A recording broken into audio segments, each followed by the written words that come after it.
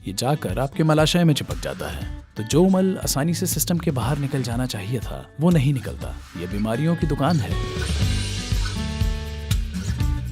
इसका मतलब है आपके सांस लेने और सोचने की प्रक्रिया और आपके सूंघने की क्षमता समय के साथ कम होती जाएगी। ये पक्का आप में सुस्ती पैदा करेगा।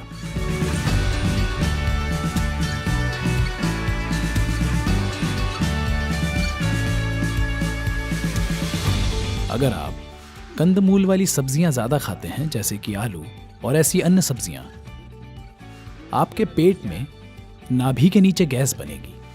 एक बार गैस बनने लगी तो नाभि और गले के बीच प्राण उस तरह से काम नहीं करेगा जैसे करना चाहिए और आपके सिस्टम की सक्रियता का स्तर कम होता जाएगा। सब्जियों में कुछ चीजें जैसे कि मूली, कि उन सब्जियों में से एक है जो जमीन के नीचे उगती हैं और फिर भी पॉजिटिव हैं। गाजर, मूली, बाकी सभी कंदमूल वाली सब्जियां जैसे कि आलू और इसके जैसी सब्जियां जीरो प्राणिक होती हैं, लेकिन ये तमस पैदा करती हैं। तमस का मतलब है ये आपके अंदर जड़ता पैदा करती हैं। हम आमतौर पर विद्यार्थियों और साधकों को आलू और इसके परिवार की सब्जियां खाने की सलाह नहीं देते हैं, क्योंकि ये नींद को बढ़ा देती हैं।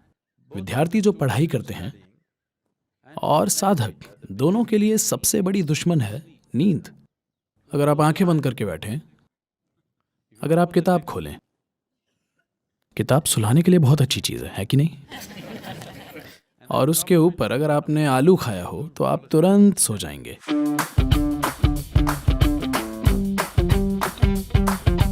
दूध से बनी चीजों में कुछ एंजाइम्स होते हैं जिनका इस्तेमाल आजकल कपड़ा चिपकाने वाले पदार्थों को बनाने के लिए किया जाता है। ये पदार्थ पानी में घुल नहीं पाते, तो जब आप बहुत सी दूध से बनी चीजें खा लेते हैं, ये आपके मलाशय में जाकर चिपक जाता है। तो जो मल आसानी से सिस्टम के बाहर निकल जाना चाहिए वो बाहर नहीं निकलता। दूध से बनी चीजें खाने से आपके शरीर और मन की सतर्कता कम हो जाती है। कम से कम जो दक्षिण भारत से हैं, उन्होंने आपको स्कूल में भी बताया होगा कि अगर आप दही चावल खाते हैं तो आपको नींद आ जाएगी। आया ना?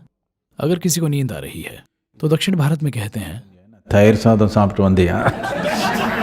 सबको पता है ये आपको सुस्त बनाता है, लेकिन शिक्षक भी खाते हैं। यही समस्या है।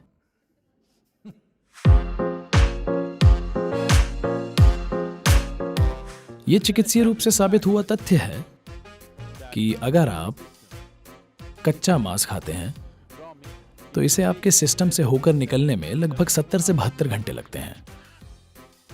अगर आप पका मांस खाते हैं तो इसे सिस्टम से निकलने में 50 से 54 घंटे लग जाते हैं। अगर आप पका हुआ शाकाहारी खाना खाते हैं तो इसे सिस्टम से निकलने में 24 से 30 घंटे लगते हैं। अगर आप कच्चा शाकाहारी खाना खाते हैं तो इसे सिस्टम से निकलने में 12 से 15 घंटे लगते हैं। अगर आप एक फल खाते हैं तो इसे सिस्टम से निकलने में 1.5 से 3 घंटे लगते हैं। इतना समय क्यों लगता है? क्योंकि इंसान की आहार नली 24 से 36 फीट लंबी होती है। ये पूरी नली जो आपके होंठों से गूदा तक जाती है। सभी शाकाहारी जानवरों में ऐसा होता है कि उनकी आहार नली उनके शरीर की लंबाई से लगभग 5 से 6 गुना ज्यादा लंबी होती है। सभी मांसाहारी जीवों में ये शरीर की लंबाई से सिर्फ 2.5 से 3 गुना लंबी होती है। या दूसरे शब्दों में, मांस खाने वाले सभी जीवों में आहार नली बहुत छोटी होती है। सभी शाकाहारियों की आहार नली बहुत लंबी होती है। तो क्योंकि शाकाहारी खाना सिस्टम में होकर जल्दी से निकल जाता है, इसलिए नली की लंबाई इस तरह से बनी होती है। तो जब भी आप मांस खाते हैं और सिस्टम में ये देर तक रहता है, पक्के तौर पर ये बीमारियों की दुकान है। कई तरीकों से आप बीमार हो सकते हैं।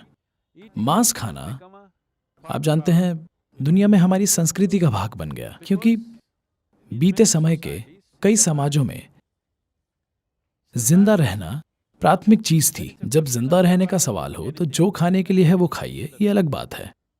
एक बार जिंदा रहने का बंदोबस्त कर लिया जाए तब आप चुन सकते हैं। अब आप चुन सकते हैं कि आपको किस तरह का शरीर चाहिए, आप किस तरह का काम करना चाहते हैं, आप उस तरह से खाते हैं। ये मांस खाने की पाबंदी के बारे में नहीं है, ये ज्यादा जागरूकता के साथ खाने के बारे में है। ये चुनाव करके खाने की बात है।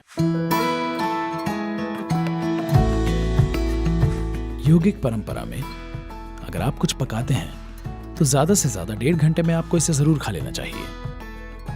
अगर कुछ विशेष तरह के आइटम हैं तो 4 घंटे तक ठीक है, उसके बाद आपको इसे नहीं छूना चाहिए। इससे फर्क नहीं पड़ता कि कितना स्वादिष्ट है, कितना अच्छा है। आप कुछ नहीं छूते क्योंकि तब सिस्टम में गैस पैदा होती है।